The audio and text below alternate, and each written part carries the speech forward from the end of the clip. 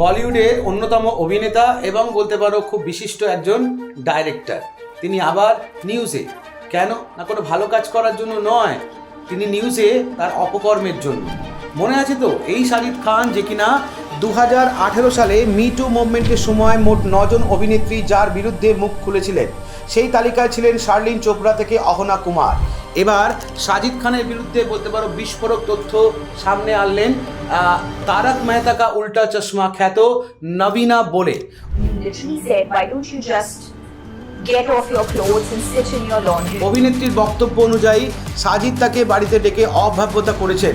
পরিচালক তাকে পোশাক খুলে অন্তর্বাস পরে সামনে বসতে বলেছিলেন, এমনটাই জানিয়েছেন অভিনেত্রী।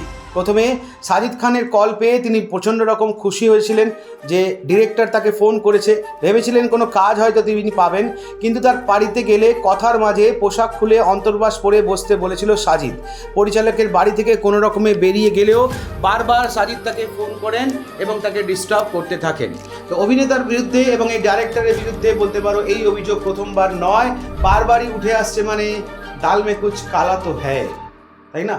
তাহলে দেখতে থাকো, সঙ্গে থাকো বং ফিউশন উইথ প্রকাশ। ভিডিওগুলো কেমন লাগছে একটু কমেন্ট সেকশনে জানাতে কিন্তু ভুলো না। ধন্যবাদ।